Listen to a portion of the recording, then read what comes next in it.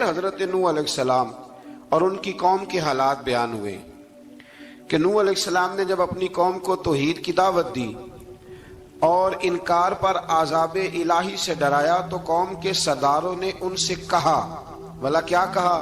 کہنے لگے آپ تو ہم جیسے بشر ہیں، تو ہماری طرح ہی ہیں آپ، اور آپ کے پیروکار پسماندہ یعنی غریب لوگ ہیں اور کم عقل لوگ ہیں، ہماری رائے میں آپ کو معاذ اللہ ہم پر کوئی فضیلت حاصل نہیں، بلکہ معاذ اللہ ثم معاذ اللہ۔ کہنے لگے آپ تو جھوٹے ہیں، اللہ کے نبی کو کہہ رہے ہیں معاذ اللہ، استغفر اللہ۔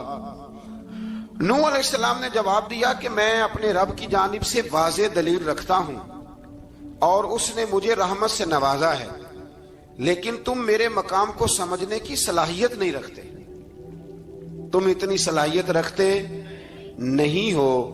اور پھر ارشاد فرمایا کہ میں تم سے دعوت حق کے صلے میں کسی اجر کا طلبگار نہیں ہوں، اور نہ ہی میں اہل ایمان کو اپنے پاس سے دھتکارنے والا ہوں، اور میں نے یہ دعویٰ بھی نہیں کیا کہ میرے پاس اللہ کے خزانے ہیں، اور نہ میں از خود غیب جاننے والا ہوں، اور نہ ہی میں یہ کہتا ہوں کہ میں فرشتہ ہوں، نہ میں یہ کہتا ہوں کہ جن لوگوں کو تم اپنی نظروں میں حقیر جانتے ہو اللہ انہیں خیر سے نہیں نوازے گا۔ فرمایا یہ ٹھیک ہے کہ اللہ بشروں میں سے رسول بناتا ہے، پر جسے بناتا ہے پھر اسے بڑی شانیں عطا فرماتا ہے۔ پہلے دن سے انسان کا یہ مسئلہ ہے، پہلے دن سے انسان کا یہ مسئلہ ہے کہ وہ کہتا ہے میں انسان سے ہدایت حاصل کروں، لیکن رب نے بھی قانون بنایا ہے کہ اللہ تبارک و تعالیٰ بندے پر ہی وحی فرماتا ہے، فرشتوں اور جنوں کو اللہ نے اس منصب کے لیے منتخب نہیں فرمایا۔ قوم نوح نے کہا کہ آپ نے ہم سے بہت بحث کی معاذ اللہ، بس جس عذاب سے آپ ہمیں ڈرا رہے ہیں وہ لے آئیے۔ تو نوح علیہ السلام نے کہا کہ اللہ چاہے گا تو تم پر عذاب بھی آ جائے گا۔ آیت نمبر 37 سے 47 میں بتایا کہ اللہ تعالیٰ کی طرف سے نوح علیہ السلام کو حکم ہوا کہ ہماری نگرانی میں اور ہماری وحی کے مطابق آپ کشتی بنائیے، اور ظالموں کے بارے میں ہم سے کوئی بات نہ کریں۔ حضرت نوح کی خواہش تھی کہ یا اللہ انہیں بھی معاف کر دے، فرمایا یہ ظالم ہے تو میرے نبی ان کے بارے میں مجھ سے کوئی بات نہ کریں، وہ ضرور غرق ہو جائیں گے۔ پھر وہ کشتی بنانے لگے، اور جب ان کی قوم کے سردار ان کے پاس سے گزرتے تو ان کا مذاق اڑاتے۔ یہ آپ کیا کر رہے ہیں؟ آج بھی وزیر مشیر بڑے بڑے لوگ اللہ ماشاءاللہ دینداروں کا مذاق اڑاتے نہیں؟ اڑاتے ہیں کہ نہیں اڑاتے مذاق؟ یہ کن کا طریقہ ہے؟ یہ تو قرآن مجید کہہ رہا ہے کہ حضرت نوح کی قوم جو کافر تھی ان کا طریقہ ہے اہل ایمان کا مذاق اڑانا۔ تو وہ مذاق اڑانے لگے۔ نوح علیہ السلام نے کہا کہ وہ وقت آنے والا ہے کہ جب تمہارا مذاق اڑایا جائے گا اور تمہیں پتہ چل جائے گا کہ رسوا کن عذاب کس پر آئے گا۔ اللہ تعالیٰ نے فرمایا جب ہمارا حکم عذاب آ پہنچا اور تندور ابلنے لگا، تندور سے آگ نکلا کرتی ہے، پانی نہیں نکلا کرتا، اور نوح علیہ السلام کی قوم پر جب عذاب آیا تو پانی تندور سے نکلا، تندور سے اللہ نے پانی نکالا، جہاں سے پانی نکلا نہیں کرتا، تندور ابلنے لگا۔ اللہ اکبر۔ تو اللہ تبارک و تعالیٰ نے فرمایا تو ہم نے نوح علیہ السلام سے کہا کہ آپ خود اور اپنے گھر والوں کے ساتھ اس کشتی میں سوار ہو جائیں اور اہل ایمان کو بھی سوار کر لیں، اور ہر چیز کے جوڑے یعنی نر اور مادہ کو سوار کر لیں، اور ان کے ساتھ ایمان والے بہت کم تھے۔ حضرت نوح علیہ السلام دعائیں پڑھتے ہوئے سوار ہو گئے۔ پھر کیا ہوا؟ کشتی انہیں پہاڑوں جیسی موجوں میں لے جا رہی تھی کہ نوح علیہ السلام الگ کھڑے ہوئے اپنے بیٹے سے فرمانے لگے بیٹے ہمارے ساتھ کشتی میں سوار ہو جا اور کافروں کے ساتھ نہ رہو۔ اس نے یعنی نوح علیہ السلام کے بیٹے نے کہا کہ میں آپ کے ساتھ نہیں بیٹھوں گا، ابھی کوئی پہاڑ آئے گا تو میں پہاڑ کی پناہ لے لوں گا۔ اگر کسی نیک آدمی کا بیٹا کبھی غلط نکل آئے تو اس کا مطلب یہ نہیں کہ اس نے تربیت ٹھیک نہیں کی، ہاں یہ اعتراض چھوڑ دیں، اس لیے کہ نوح علیہ السلام کا بیٹا کافر ہو گیا، اور جب سیلاب نظر آیا تو اس سے کہا کہ آجا سوار ہو جا، تو کہنے لگا میں نہیں بیٹھوں گا، میں تو کسی پہاڑ کی پناہ لے لوں گا اور میں اس کے اندر چھپ جاؤں گا اور وہ پہاڑ مجھے پانی سے بچا لے گا۔ نوح علیہ السلام نے کہا آج اللہ کے حکم کے سوا کوئی بچانے والا نہیں ہے سوائے اس کے جس پر اللہ رحم فرمائے۔ پھر ان دونوں کے درمیان موج حائل ہو گئی، ایسے ایک موج اٹھی اور حضرت نوح کا بیٹا ڈوب گیا۔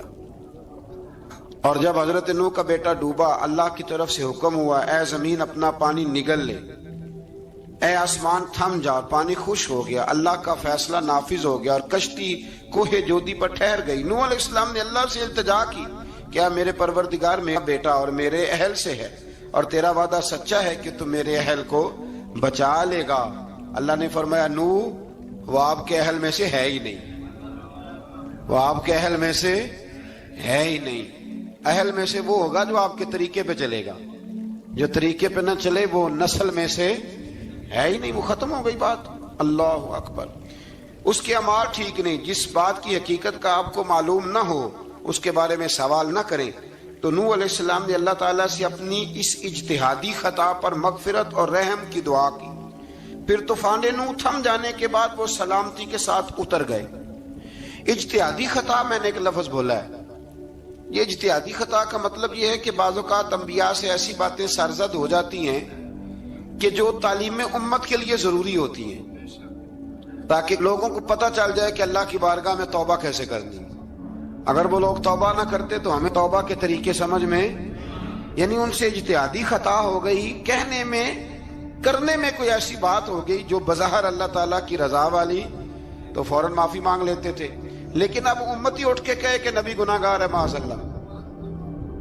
حضرت آدم نے دعا مانگی تھی نا، ربنا ظلمنا انفسنا، اے اللہ ہم نے اپنی جانوں پر ظلم کیا، انہوں نے کہا تھا۔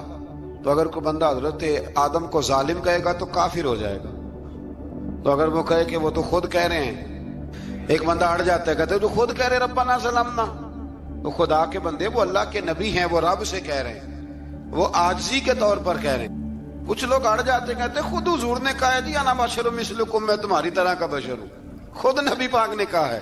عجیب بیوقوف بندے ہو، نبی کریم تو کہہ سکتے ہیں پر امتی اٹھ کے نہیں کہہ سکتا۔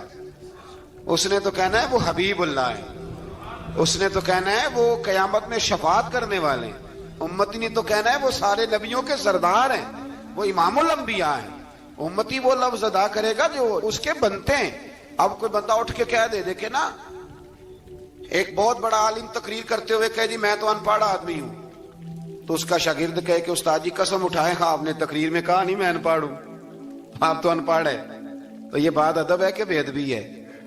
چلیں اس سے آگے چلتے ہیں، یہ بھی ذرا مشکل سے سمجھ میں آئے گی۔ ایک اور بات جو جلدی سمجھ میں آ جائے گی، ایم این اے جب اعلان کرتا ہے، تقریر کرتا ہے، الیکشن لڑتا ہے، تو کہتا نہیں میں قوم کا خادم ہوں، کہتے ہیں نا کہ میں قوم کا خادم سے آپ کیا کچھ کراتے ہو؟ سارے کام کراتے ہیں نا۔ خادم کو بندہ یہ بھی کہہ لیتا ہے کہ جھاڑو دے دے گلی میں، کہتے ہو کہ نہیں کہتے؟ تو اس نے بھی تو اسپیکر میں کہا میں خادم ہوں، کہو اس سے کہ جھاڑو دے گلی میں آ کے، پھر پتہ کیا حال ہوگا؟ جھاڑو تو نہیں آئے گا اور ہو سکتا ہے کچھ ہے آ جائے۔ تو اس لیے اب کوئی بندہ کہے جی انہوں خود کہا ہے، تو ایک کچھ پوری جماعت ہے لوگوں کی جو بات کو سمجھتی نہیں، کہتے ہیں خود کہا ہے میں بشر ہوں، انہوں نے خود کہا میں غیب نہیں جانتا، انہوں نے خود کہا میرے پاس خزانہ کوئی نہیں، انہوں نے خود کہا میرے پاس کوئی شے نہیں۔ تو اس لیے آپ سمجھیں کسی کے لفظوں پر اگر آپ گرا لگا کے بیٹھیں گے تو پھر اس سے بے ادبی ہوگی۔ تو نوح علیہ السلام نے اللہ سے اپنی اجتہادی خطا کی معافی مانگی۔ اب حضرت نوح کو کوئی خطا کار کہے گا تو بہت بڑا مجرم بن جائے گا، اس لیے کہ وہ اللہ کے نبی ہیں۔ آیت نمبر 50 میں قوم عاد کا ذکر ہے اور ان کی طرف دعوت توحید دینے کے لیے اللہ تعالیٰ نے حضرت ہود علیہ السلام کو بھیجا۔ ہود علیہ السلام نے قوم سے کہا کہ میں تم سے کسی چیز کا اجر طلب نہیں کروں گا، میرا اجر میرے اللہ کی بارگاہ میں ہے، بس تم اپنے رب سے بخشش مانگو، پھر اس کی بارگاہ میں توبہ کرو، اللہ تعالیٰ تم پر موسلا دار بارش برسائے گا اور تمہاری قوت میں اضافہ فرمائے گا۔ قوم عاد نے دعوت حق کو رد کیا اور ایمان نہ لائے، بلکہ ہود علیہ السلام پر طنز کیا۔ وہ کہنے لگے کہ ہمارے تو معبودوں نے، ہمارے بتوں نے معاذ اللہ آپ کو پاگل بنا دیا ہے، آپ کو مجنون بنا دیا ہے، الٹا حضرت ہود کو کہنے لگے اس لیے آپ ایسی باتیں کرتے ہیں۔ ہود علیہ السلام نے کہا میں اللہ کو گواہ بناتا ہوں اور تم بھی گواہ رہنا کہ میں تمہارے شرک سے بری ہوں اور میں اللہ پر توکل کرتا ہوں اور میں نے رسالت کا حق ادا کر دیا ہے۔ آیت نمبر 58 میں اللہ تعالیٰ نے فرمایا جب ہمارے عذاب کا وقت آ گیا تو ہم نے اپنی رحمت سے ہود اور ان کے ساتھ مومنوں کو نجات عطا کی۔ قوم عاد نے اللہ کی نشانیاں اور رسولوں کو جھٹلایا اور دنیا اور آخرت میں لعنت کے حقدار ہوئے۔ آیت نمبر 61 میں پھر سے حضرت صالح علیہ السلام اور ان کی قوم سمود کے حالات کو بیان کیا گیا۔ حضرت صالح نے کہا ہے میری قوم اللہ وحدہ لا شریک کی عبادت کرو، اس سے بخشش طلب کرو، اس کی بارگاہ میں توبہ کرو، اس نے تمہیں زمین سے پیدا کیا ہے، اس پر آباد کیا ہے۔ جواب دیا ہے صالح ہمارے آباء و اجداد کے معبودوں کی عبادت کو روکنے سے پہلے ہمیں آپ سے بڑی امیدیں تھیں، اور اب آپ ہمیں روکنے لگ گئے ہیں باپ دادا کے دین سے، لیکن اب ہمیں آپ کی دعوت کے بارے میں شکوک ہیں۔ صالح علیہ السلام نے اپنی قوم سے کہا کہ یہ اللہ کی اونٹنی ہے اور یہ تمہارے لیے نشانی ہے، اسے چرنے کے لیے آزاد چھوڑ دو اور اسے تکلیف نہ دینا۔ اللہ اکبر، ورنہ تمہیں عذاب پہنچے گا۔ انہوں نے اونٹنی کی کونچیں کاٹ ڈالی۔ صالح علیہ السلام نے کہا تم صرف 3 دن اپنے گھروں میں مزے اٹھا لو، 3 دن، پھر اللہ کا یقینی عذاب آئے گا۔ پھر ایک چنگاڑ نے ان کو آ دبوچا، وہ اپنے گھروں میں گھٹنوں کے بل اوندے پڑے رہ گئے۔ صرف صالح علیہ السلام ان کے ساتھ اہل ایمان اس عذاب سے بچے۔ یہ 3 قوموں کا ذکر ہو گیا، نوح علیہ السلام کی قوم کا بھی، ہود علیہ السلام کی قوم کا بھی، اور حضرت صالح علیہ۔ آگے اللہ تبارک و تعالیٰ نے آیت نمبر 69 میں اس بات کا بیان فرمایا کہ حضرت ابراہیم علیہ السلام کے پاس فرشتے بشری شکل میں آئے، انسانی شکل۔ انہوں نے اجنبی مہمانوں کے لیے بچڑے کا بھونا ہوا گوشت تیار کرایا۔ آپ یقین کریں کچھ باتیں لوگ ایسی بیان کرتے ہیں کہ جن کو نہ سن کے بندے کا دل کرتا ہے کہ اس بندے کو بتائیں کہ یار یہاں تو دین سارا پڑھ۔ ایک صاحب مجھے کہنے لگے جی میں ایک پیر صاحب کے پاس گیا تھا تو بڑی مرغن غذائیں تھیں، انہوں نے میری بڑی خدمت کی پر مجھے نہیں اچھا لگا، پیروں کو چاہیے سادی روٹی رکھیں۔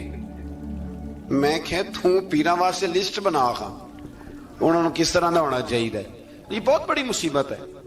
اگر آپ سادہ کھانا کھلا دیں تب بھی اعتراض ہے، اچھا کھلا دیں کہنے رولا ہے کوئی پیر چوکھے مالدار، دونوں طرف سے مسئلہ۔ تو کہنے لگا جی نہیں پیروں کا کیا کام ہے، وہ کڑائیاں اور وہ سارے۔ تو پھر میں نے انہیں کہا کہ آپ اس طرح کریں، گھر جا کے نا تو 12ویں سپارے کی تلاوت کریں۔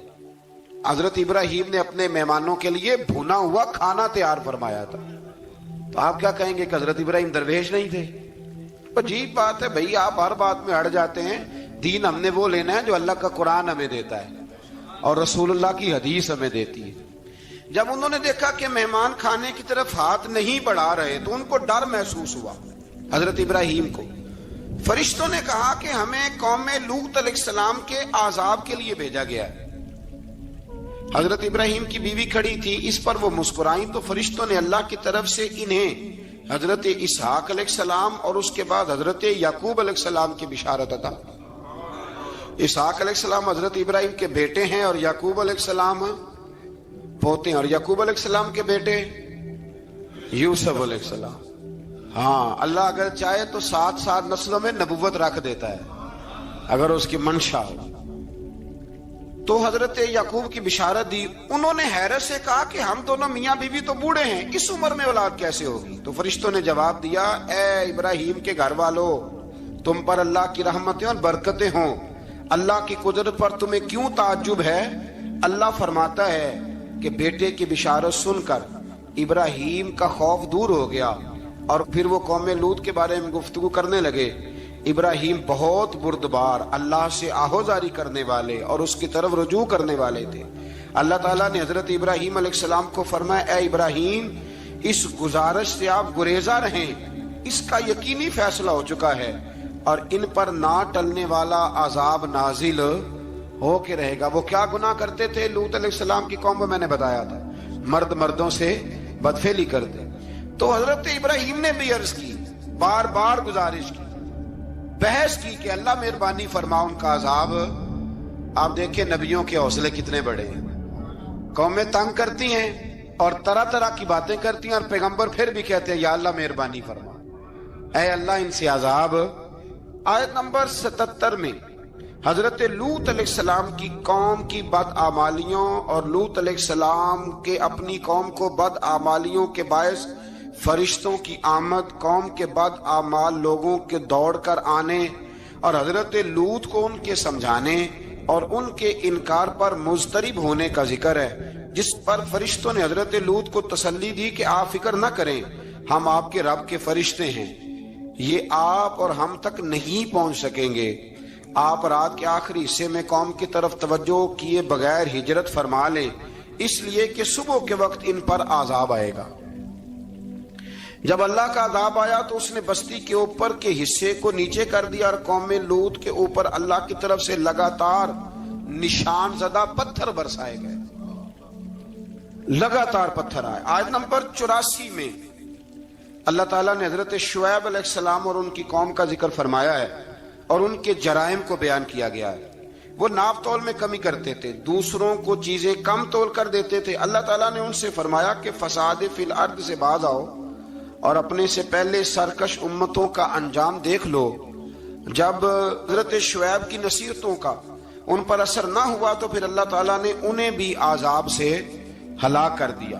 آیت نمبر 94 میں فرمایا کہ جب ہمارا عذاب آیا تو ہم نے اپنی رحمت سے حضرت شعیب اور ان پر ایمان لانے والوں کو بچا لیا، اور ظالموں کو ایک زبردست چنگاڑ نے پکڑ لیا تو صبح وہ اپنے گھروں میں اوندے منہ پڑے تھے، گویا وہ کبھی وہاں آباد تھے ہی نہیں۔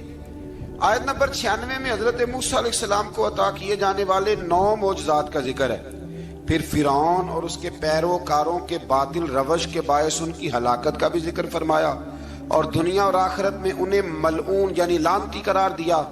جن بستیوں کو اللہ تعالیٰ نے ہلاک کیا ان میں سے بعض کے آثار موجود ہیں اور بعض کے آثار تک معدوم ہو چکے۔ ان میں سے ہر بستی والے اپنے ظلم کے باعث ہی ہلاک ہوئے۔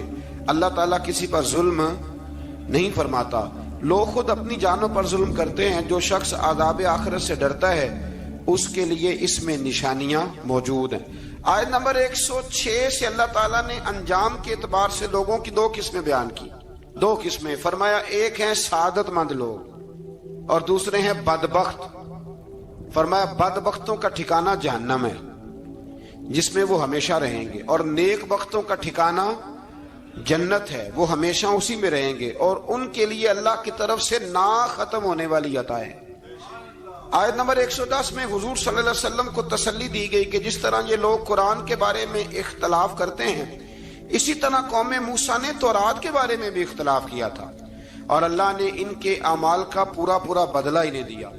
آیت نمبر 112 سے سرکشی کو چھوڑ کر احکامات دین پر استقامت اختیار کرنے اور ظالموں کے ساتھ میل جول رکھنے سے بچنے کا حکم دیا گیا ہے، اور فرمایا کہ ظالموں سے میل جول کا انجام دوزخ کی آگ ہے۔ ہم لوگ نہ شکوہ کرتے ہیں، کسی حکومت کو بنے ہوئے 6 مہینے گزرتے ہیں تو شکوہ شروع ہو جاتا ہے، حالانکہ وہ خود تو نہیں نہ بنتے، ان کو کوئی بنانے والا ہے۔ تو ظالم کا جو مددگار ہوتا ہے وہ بھی ظالم ہوتا ہے، اس لیے احتیاط کریں۔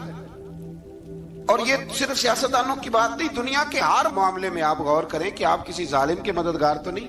اللہ تعالی ہمیں حق پر استقامت عطا فرمائے۔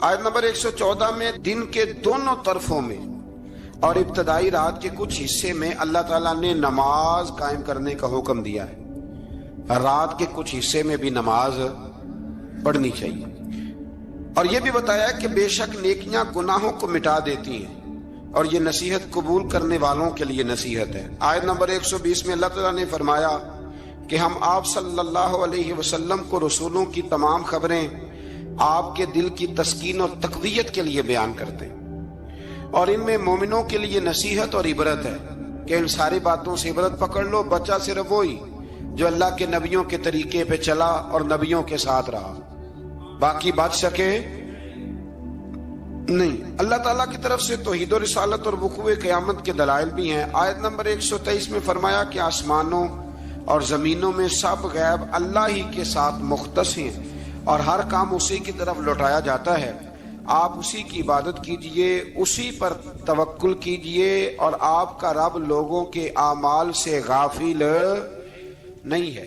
اسی پارے میں نا آگے سورۃ یوسف شروع ہو رہی ہے۔ اس کو اللہ تعالیٰ نے کہا ہے کہ یہ بڑا پیارا قصہ ہے، احسن القصص کا، قصوں میں سونا قصہ۔ تو یہ کچھ 12ویں پارے میں اور کچھ 13ویں پارے میں ہے۔ میں نے یہ ارادہ کیا ہے کہ یہ ایک ہی دن پوری بیان کی جائے۔ قوم سبت کا ذکر فرمایا اللہ نے۔ ہفتے والے دن کچھ لوگ نافرمانی کرتے، ہمارے بھی ہیلے بہانے ہیں نا آج کل کاروبار میں، تو اسی सिपारे की आयत नंबर 65 के अंदर अल्लाह ताला ने हजरत दाऊद की कौम का जिक्र किया कि अल्लाह ने उन्हें हुक्म दिया था कि हफ्ते वाले दिन मछलियां नहीं पकड़नी, तो वो कहते थे चलो हाथ लगा के नहीं पकड़नी, हाथ लगा के। वो हमारे लोग हीले बहाने तलाश कर लेते हैं ना, वो बड़े जनाब इंश्योरेंस वाला आ गया, अब वो बैंक वाला आ गया, अब वो फलाने साहब आ गए, वो तरोड़ मरोड़ के कहानियां बातें, और फिर हमें भी रास्ते मिल जाते हैं बचने के। मुफ्ती साहब ने कह दिया था, ओ एक मौलाना से मैंने इनको कहा हफ्ते वाले दिन मछलियां नहीं पकड़ने का, नहीं पकड़ते, छोटे छोटे हौज बना लिए, तो मछलियां ज्यादा आती थी उस दिन। ये भी अल्लाह की कुदरत थी, नमाज के वक्त गाहक ज्यादा आते हैं, ये उसकी कुदरत होती है। तो वो मछलियां हौज में जमा हो जाती हैं, यूं समझ लें कि जाल इन्होंने लगा लिए हुए थे, तो जाल में वो फंसती रहती थी, हौजों में आती रहती थी। हफ्ते को नहीं पकड़ते थे, इतवार को पकड़ लेते थे, तो फिर अल्लाह ने इन्हें सजा दी। फरमाया तमाशे करते हो अल्लाह के हुक्म के साथ, क्या सजा दी? फकुलना लहुम कूनू किरादतन खासीन, फरमाया बंदर बन जाओ धुतकारे हुए। जो रिस्क हराम तरीके से कमाते थे रब उन्हें बंदर बना देता था। अभी भी मैंने देखे हैं बड़े बड़े ताजर पागलों जैसी जिंदगी गुजार रहे हैं, नफसियाती तौर पे सुकून नहीं है, करोड़ों रुपया पड़ा है। क्यों? इसलिए कि रब के बताए हुए तरीके के मुताबिक तिजारत नहीं करते। आगे एक और दिलचस्प बात आ गई, बनी इसराइल के अंदर ना एक शख्स ने अपने चचा को कत्ल कर दिया जायदाद के लिए। ये देखें कब से लोग जायदाद के लिए कत्ल करते आ रहे हैं।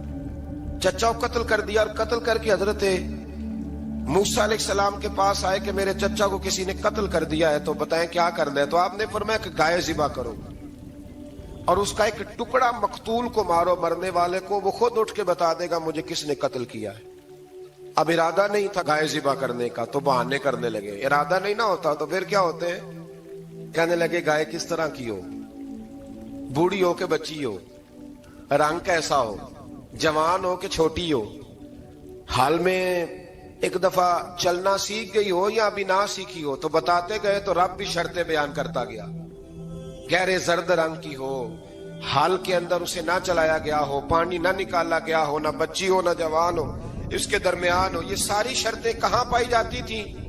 हजरत मूसा अलैहिस्सलाम की कौम का एक शख्स था जो अल्लाह का वली था।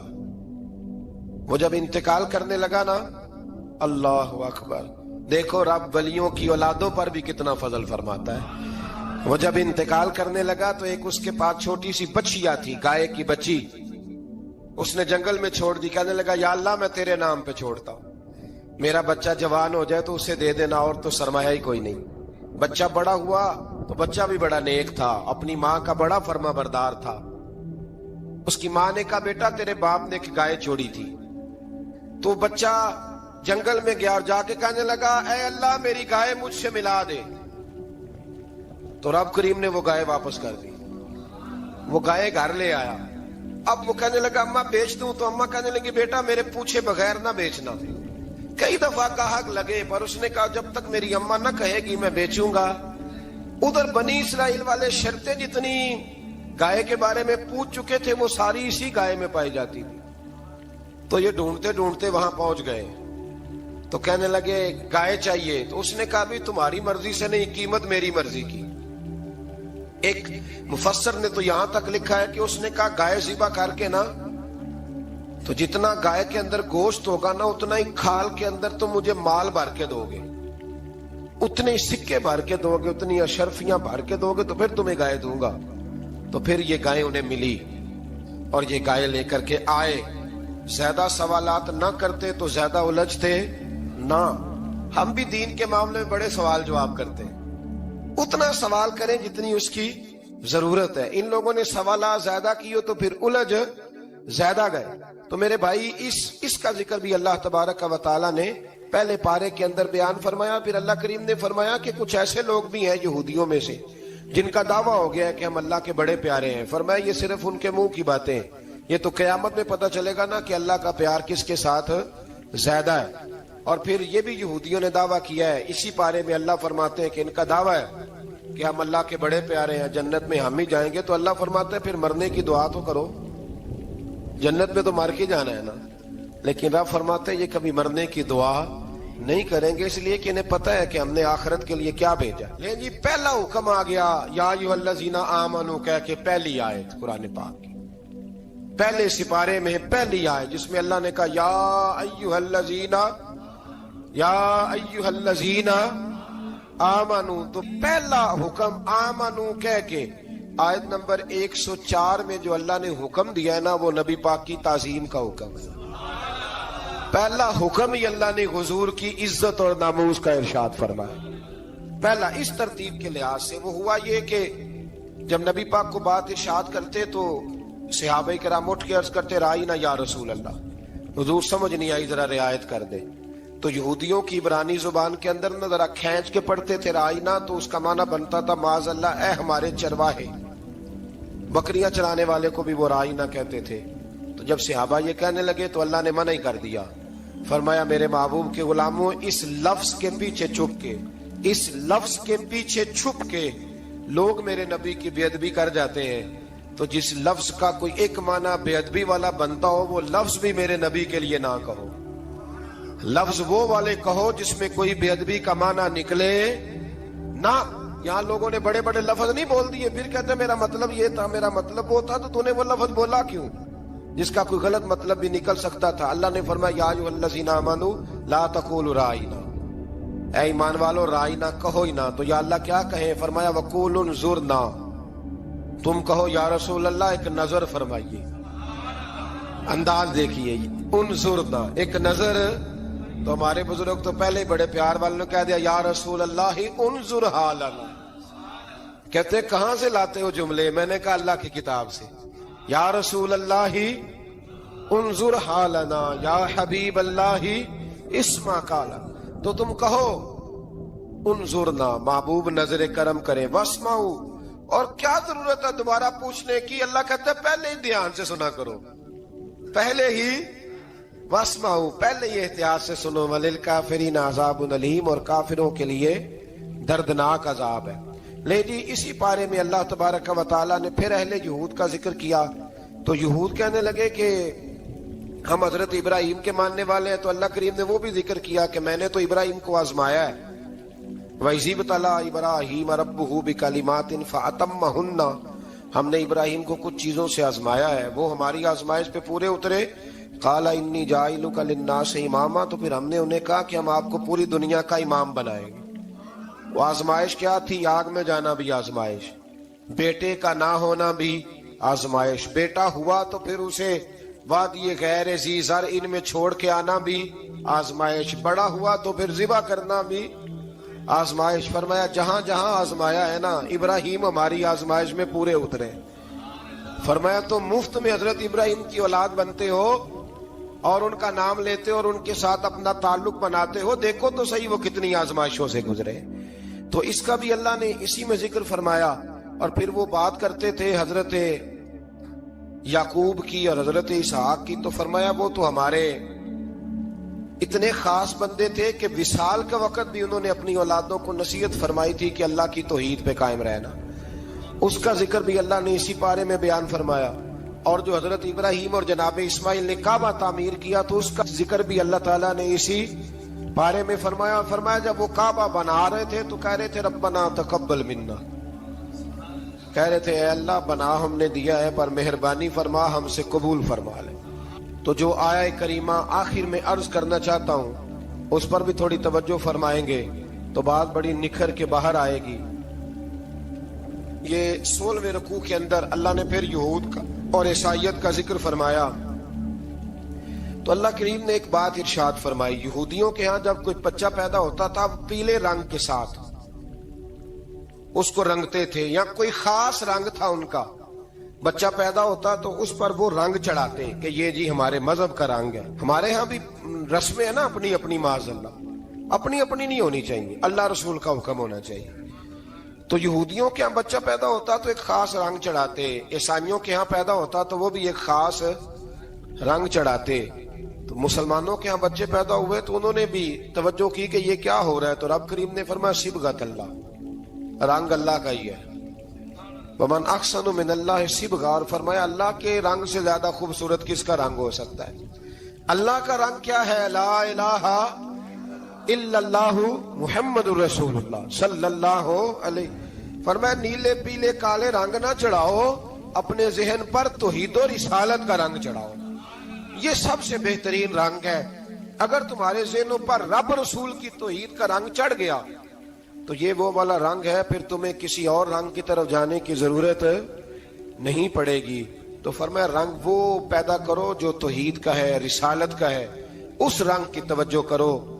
قرآن مجید کے اس پارے میں اللہ کریم نے مختلف باتیں بیان کر کے آخری رکوع میں یہ جو رنگ کا ذکر فرمایا نا، تو یہ لگتا ہے پورے پارے کا خلاصہ ہے کہ رب کریم نے فرمایا اصل بات یہ ہے کہ تمہاری سوچوں پہ رب رسول کی توحید و رسالت کا رنگ ہونا چاہیے.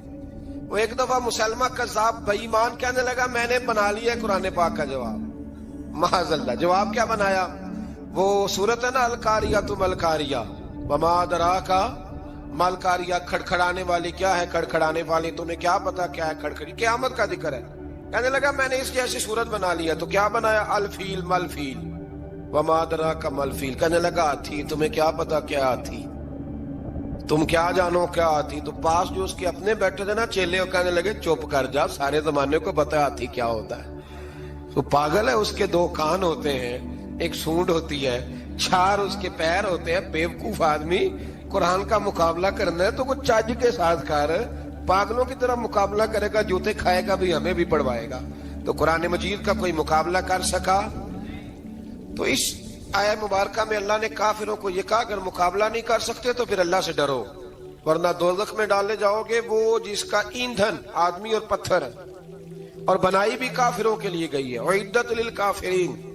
جہنم کس کے لیے بنائی گئی ہے؟ کافروں اور منافقوں کے لیے. مسلمانوں کے لیے بنائی گئی.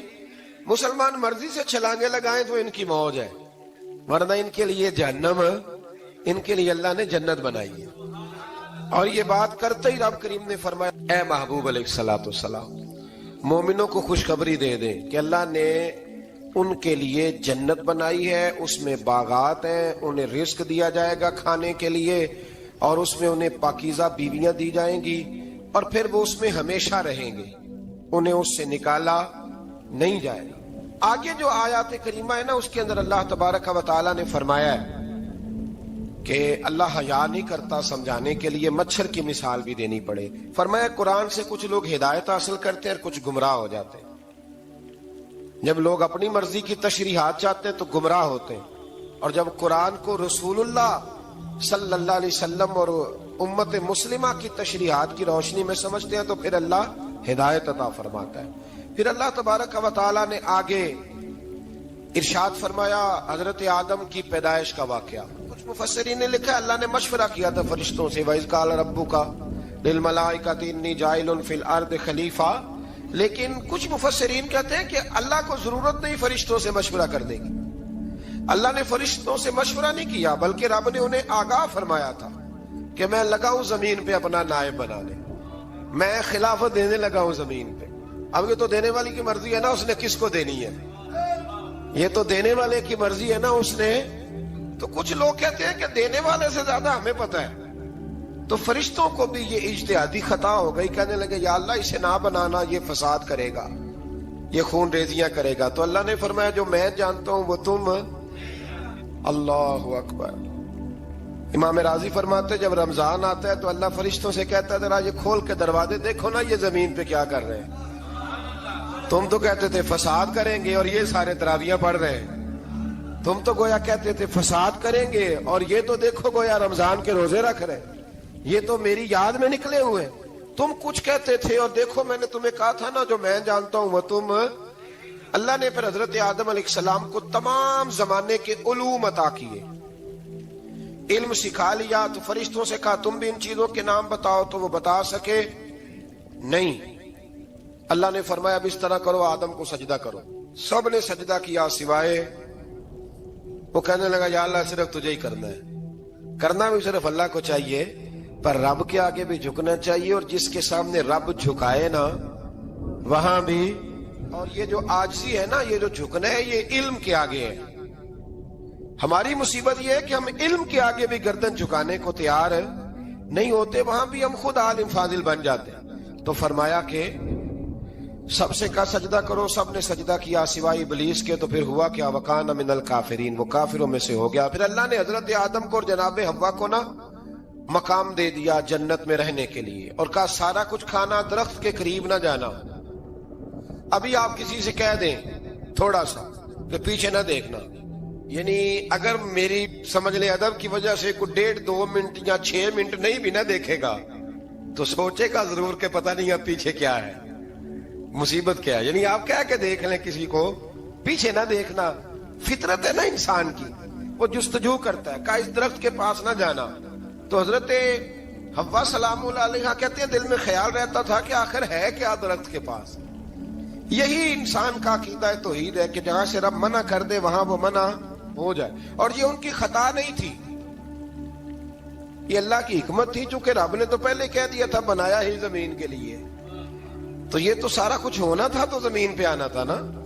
تو حضرت حوا اور جناب آدم کے پاس شیطان آیا، اس کو نکال تو دیا تھا پر ابھی اس کا جنت میں آنا جانا بند نہیں ہوا تھا، یہ بھی اللہ کی حکمت تھی۔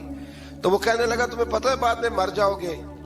تو حضرت حوا کہنے لگی کیا موت بھی آئے گی؟ کہاں، اس کی تکلیف بھی بڑی ہوگی، تو پھر بچیں گے کیسے؟ تو کہنے لگے پھل کھا لو اس درخت کا، تو بچنے کے لیے پھل کھایا تھا۔ جس طرح لوگ آج بہت سارے کام بچنے کے لیے کرتے ہیں پر بچ سکتے، بچنے کے لیے پھل کھایا تو اللہ نے فرمایا زمین پہ چلے جاؤ۔ تو حضرت آدم زمین پہ آئے، پھر کئی 100 سال روتے رہے۔ فَتَلَقَّى آدَمُ مِن رَبِّهِ کَلِمَاتٍ، تو پھر اللہ نے خود ہی جناب آدم کو کچھ کلمے سکھائے۔ علامہ اسماعیل لکی فرماتے ہیں وہ کلمے یہ تھے کہ حضرت آدم نے میرے نبی کا وسیلہ پیش کیا، اللہ کریم نے جناب آدم کی دعا کو مقبول فرما لیا۔ پھر آگے بنی اسرائیل کا ذکر آ جاتا ہے۔ اللہ تعالیٰ نے بنی اسرائیل، آج آپ اسی قوم کو یہودی کہتے ہیں، ان کو اللہ نے اس زمانے میں فضیلت عطا کی تھی بہت زیادہ۔ تو عرب کے اندر جب نبی پاک علیہ السلام نے اعلان نبوت کیا تو کچھ لوگوں نے یہ کہہ دیا کہ اگر یہ یہودی کلمہ پڑھ لیں گے تو ہم بھی پڑھ لیں گے۔ تو پھر اللہ نے انہیں یاد کرایا کہ تم اصل میں کیا ہو، تمہیں کلمہ پڑھنا چاہیے۔ تو اہل یہود کا تذکرہ کرتے کرتے رب کریم نے ایک بات یہ بھی ارشاد فرمائی کہ تم لوگوں کو تو کہتے رہے ہو کہ وہ نبی آنے والے ہیں، وہ نبی آنے والے ہیں، اور جب آ گئے ہیں تو ماننے کو تیار نہیں ہو۔ تو فرمایا تأمرون الناس بالبر وتنسون انفسکم وانتم تتلون الکتاب، لوگوں کو بھلائی کا حکم دیتے ہو اور اپنے آپ کو بھول جاتے ہو، افلا تعقلون، تمہیں عقل نہیں؟ پھر اللہ نے انہیں یہ بھی یاد کرایا کہ یاد کرو وہ زمانہ کہ جب فرعون نے خواب دیکھ لیا تھا کہ کوئی بچہ اس کی سلطنت کو تباہ کرے گا، تو پھر اس نے تمہارے بچوں کو ذبح کرانا شروع کیا اور تمہاری بیٹیوں کو چھوڑتا تھا۔ فرمایا یہ بھی تو تم نے دیکھا، میں نے تمہیں پھر تم سے کہا جہاد کرو قوم عمالقہ کے خلاف، تو مقام طیہ میں جا کے یہ لوگ کہنے لگے ہم سے جہاد نہیں ہوتا۔ اللہ نے انہیں ایک میدان میں قید کر دیا۔ بڑی دلچسپ بات، قید تو لوگ ہوتے ہیں نا چار دیواری میں، تو اللہ نے بنی اسرائیل والوں کو جب انہوں نے کہا ہم جہاد نہیں کریں گے تو اللہ نے میدان میں قید کر دیا۔ میدان میں، یہ یاد رکھیں، جب انسان اللہ کی نافرمانی کرتا ہے تو اسے ایسی قید ملتی ہے جس کا اس نے تصور بھی نہیں کیا ہوتا۔ ایک میدان ہے مقام طیہ، قید ہو گئے، سارا دن سفر کرتے تھے، سارا دن، تو رات کو تھک کے سوتے تھے، صبح اٹھتے تھے نا جب، تو وہیں ہوتے تھے جہاں کل صبح چلے تھے۔ تو رب جب کسی کو قیدی بناتا ہے تو اسے زنجیروں کی، سلاخوں کی ضرورت ہے۔ دعا فرمائے اللہ تبارک و تعالی غموں سے نجات عطا فرمائے، یہ دعا فرمائے، ایسی قید دیتا ہے کہ جس سے پھر چھٹکارا ہو سکتا۔ تو بنی اسرائیل کا بہت زیادہ تذکرہ اس بارے میں اللہ تبارک و تعالی نے پھر بیان کیا، اور پھر کہا کہ انہیں جو حکم دیا جاتا تھا یہ اس کی سرتابی کرتے تھے، پھر اللہ نے ان پر ذلت نازل کر دی اور یہ ہمیشہ اس کا شکار